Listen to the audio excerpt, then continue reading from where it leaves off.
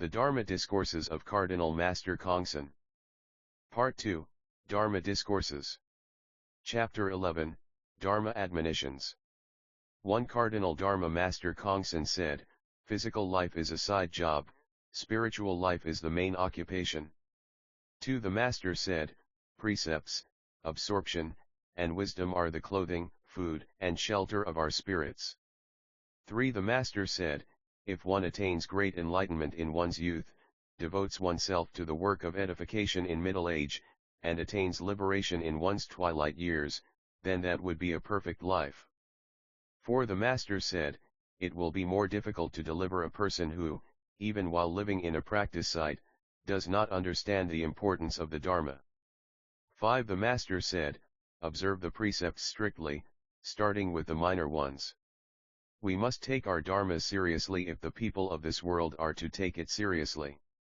6. The Master said, "Be like a Hinayana adherent in your observance of the precepts, be like a Mahayana adherent in your edification of the world."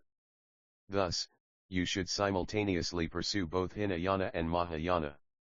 7. The Master said, "It is said that, in times past, a certain Confucian scholar would read only the lesser learning, Xiaoxiu, throughout his life. Even if we were only to read and apply the essential Dharma of daily practice for our whole lives, that would be enough to attain Buddhahood." 8. The Master said, "The great way under heaven is simple and easy." People who follow the correct way of practice drills themselves in the Tripitaka Koreana and, summarizing its essential principles in a few words, puts it into practice. 9. The Master said, "Make your resolution extraordinary, but your conduct ordinary." 10. The Master said, "Dozing off while listening to the Dharma is like eating rice cakes in a dream, sitting and listening to the Dharma without paying attention is like looking at rice cakes in a painting." 11. The Master said, "Knowledge and self-awakening are different. If self-awakening does not follow from knowledge, one will be nothing more than a slave to knowledge for one's whole life." 12. The Master said, "If one never lets go of one's faith and its application, one will ultimately gain realization." 13. The Master said, "The Buddha Dharma that combines the Buddhism of faith, the Buddhism of learning, and the Buddhism of practice is the true Buddha Dharma." 14. The Master said, "Superstition is nothing but believing without knowing." 15. The Master said, "In your daily greetings, instead of inquiring only about each other's physical well-being, greet each other by saying, 'Let us perform our mind practice well.' For a practitioner of the way, this is the right kind of greeting." 16. The Master said, "An ancient sage instructed his disciples to become salt. I encourage you to become a lotus. A lotus may have its roots deep in the mud, but its leaves remain unsullied and its flowers beautiful and fragrant. It is the symbol of practitioners of the way in this new world." 17. The Master said, "To counteract greed, hatred, and delusion, 3 things are essential: integrity, public spiritedness, and intelligence. Integrity counteracts greedy thoughts, public spiritedness counteracts hateful thoughts, and intelligence counteracts deluded thoughts." 18. The Master said, "If only you reach that point where you willingly accept admonishment, your practice will grow steadily day after day." 19. The Master said, "Who has the sharpest eyes? The one who observes well one's own faults. Who has the keenest ears? The one who listens well to sincere admonitions." 20. The Master said, "Just as it is difficult to offer a deliverance sermon to a person on his deathbed who is unaware he is dying, so too is it difficult to admonish someone who does not know how to reflect on oneself."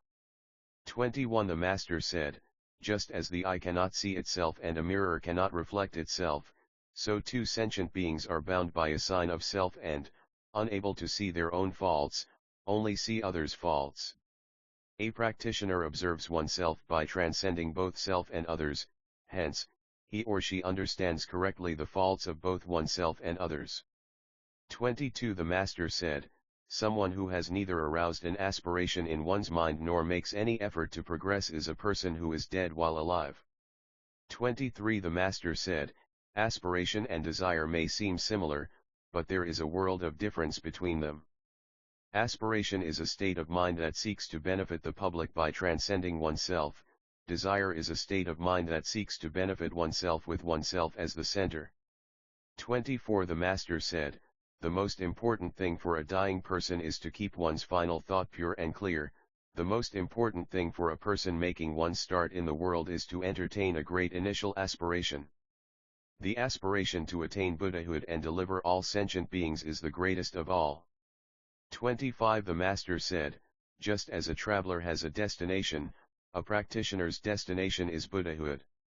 26. The Master said, right will prevail in the end is a correct Chinese adage, but we could actually replace right with a homophonous character and say, all human affairs end up as they are determined. They say calamity will extend to one's posterity, but in fact we should say calamity will extend to oneself. 27. The Master said, a selfish state of mind as minuscule as a thread can lead to the ruin of the great enterprise of eternal life. All those people who have had a change of heart halfway along and ended up backsliding are in effect your teachers. 28. The Master said, those who, enticed by desire and attachment, do not know how to fear transgressions are like fish who, enticed by bait, do not understand they are going to die. To think that one can deceive or evade truth is like fish thinking they have found a safe refuge inside the fishing net. 29. The Master said, the mind that is innocent and free from perversity is the mind of heaven, the judgments made through it are heaven's judgments. If one judges one's own wholesome and unwholesome acts through one's own heavenly mind, one will be able to know heaven's judgment. 30. The Master said, no matter how advanced science may become, work that ought to be done by the heavenly principle will be done by the heavenly principle and work that ought to be done by humans will be done by humans.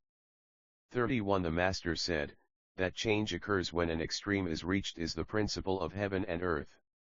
Hence, whether it is individuals, families, groups, or nations, all have to be cautious at times of prosperity. 32. The Master said, the Chinese character talk, virtue or power of the way, is also glossed as great. Virtue is the root of the influence that can redeem the 6 rebirth destinies and the 4 modes of birth. What can be greater than this? 33. The Master said, if human kindness is excessive, it becomes an attachment. If appropriate, however, it is virtue itself. 34. The Master said, if you handle all matters with harmony and gentleness, you will certainly be able to overcome aggressiveness and accomplish the task without clashing with anyone. However, if no amount of harmony and gentleness will work, then sometimes you perforce must resort to aggressiveness. 35. The Master said, the strong helping the weak progress can be either harmonious evolution or disharmonious evolution. Harmonious evolution means helping the weak to progress by offering them assistance. Disharmonious evolution means helping them to progress by defying their minds so as to arouse their zeal. 36. The Master said, a truly virtuous person knows how to be bright when he needs to be bright and dim when he needs to be dim. 37. The Master said, a virtuous person is always more cautious with his inferiors. 38. The Master said, although it is difficult for the inferior to serve the superior, it is even more difficult for the superior to take good care of the inferior. 39. The Master said, it is said that the mouth is the gate of calamity, but in fact, the mouth is the gate of both calamity and blessings. Use it wrongly and the mouth becomes a gate of calamity, use it well and what a great gate of blessings it can become. 40. The Master said, transgression and blessing hinge on a single word. Hence, do not speak even a single word carelessly. 41. The Master said, speak liberally, and act with alacrity.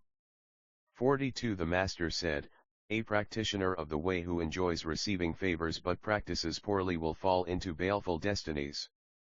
Practice while receiving as few favors as possible from others, so that you will accrue fewer debts. 43. The Master said, do not relish receiving favors and be wary of receiving favors from those with strong faith. Otherwise, it will be like picking up popped rice after setting fire to the whole crop.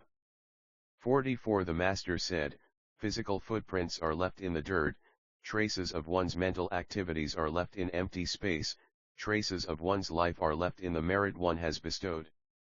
45 The Master said, Buddhas and Bodhisattvas, sages, and saints, having transcended fate, receive and utilize misfortune or blessings of their own accord.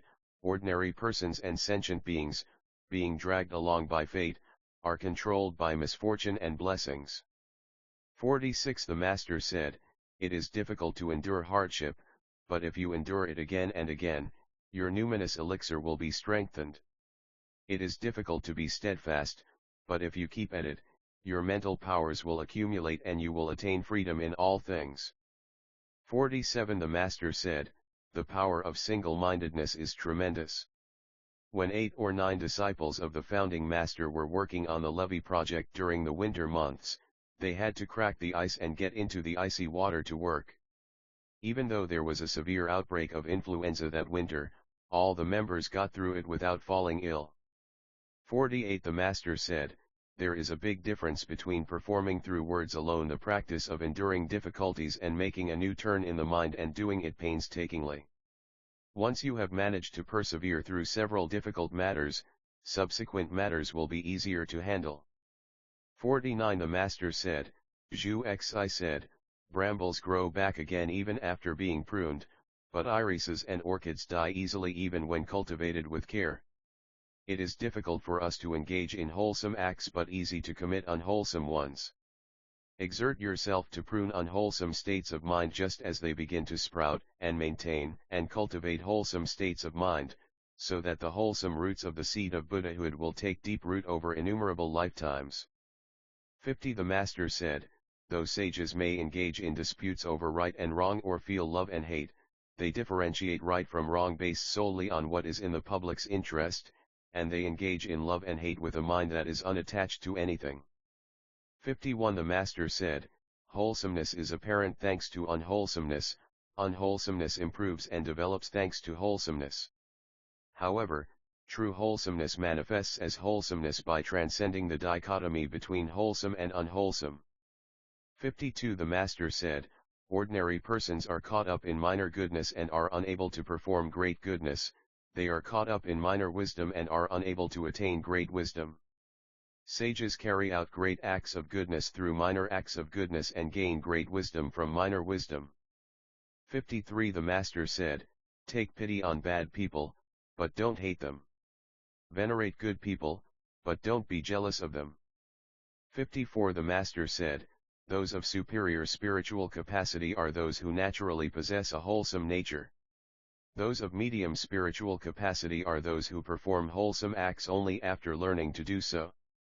Those of inferior spiritual capacity are those who are unable to perform wholesome acts even after learning about them. 55 The Master said, even if you have won this time, you will lose next time if you are arrogant and heedless, even if you have lost this time, you will win next time if you are humble and zealous. 56 The Master said, ordinary persons accrue ever more debt because of the many conditions they stipulate, sages always enjoy abundant merit because of the many duties they take on. 57 The Master said, to be resentful of a partial harm without realizing the totality of the grace one receives is like thinking food is your enemy because you suffered once from indigestion. 58 The Master said, ordinary persons appreciate a small favor or an initial favor, but do not understand well a great favor or a continuous favor. Only by appreciating the great fundamental grace may we carry out the true requital of grace. 59 The Master said, those who live only a life of gratitude will always receive assistance from the fourfold grace, those who live only a life of resentment will always be harmed, even by worms and insects. 60 The Master said, if you don't resent even a single thing, nothing will bear you rancor. 61 The Master said, nothing will be accomplished if you are negligent. 62 The Master said, success derives from not being negligent, hence, do not stop midway but work toward the result until the very end. 63 The Master said, the expression, it's no use at all, is a phrase that destroys the affinities between you and the task or object at hand. Do not say it. 64 The Master said, heaven does not bestow blessings that people have not created, people do not receive punishments for transgressions that they have not committed. 65 The Master said, aspire to what is great but accumulate merits starting with the smallest. If you exert yourself to make merit without concern for reward, great merit and great reward will return to you. 66 The Master said, as a person leaves this world, he or she should leave behind an abundance of righteousness, merit, and aspiration. 67 The Master said, do not lament that the world does not recognize you. Truth is just and fair, so the merits one has accumulated will not turn to naught. Of all virtues, hidden virtue and the virtue of no thought are supreme. 68 The Master said, there are three types of courage. Relying only on physical force without understanding what is essential and ancillary is brute courage. Attacking injustice to establish righteousness is righteous courage. Not compromising one's righteous intent but steadfastly progressing through outward gentleness and inward firmness is the courage of the way. 69 The Master said, there are three types of shame. Being ashamed to ask even though one does not understand is foolish shame. Being ashamed only of one's revealed faults and errors is outward shame. Being ashamed by checking one's conscience and then securing a righteous state of mind is inward shame. 70 The Master said, even in secular life, we speak of 4 happy occasions. But, for us, what a happy occasion it is when an old ailment naturally cures itself. When you can provide everyone with a miraculous medicine, what a happy occasion it is. When all dharmas become thoroughly clear to you, what a happy occasion it is. When all creatures take refuge in the Buddha-dharma, what a happy occasion it is. 71 The Master said, a loyal subject of old said, on my death, I will become a pine tree and will alone be evergreen. Let us instead become pine trees while we are still alive, so that together we will be pure and clear, and devote our full measure of loyalty to our order and the world. 72 The Master said, existence entails blockage, voidness entails pervasive openness. To be blocked is to be dark, to be wide open is to be bright. 73 The Master said, one who performs well the practice of the even and constant mind is a true person of the way. Whether poor or wealthy, noble or humble, suffering or happy, the mind of the way has to be consistent for one to be a great person of the way.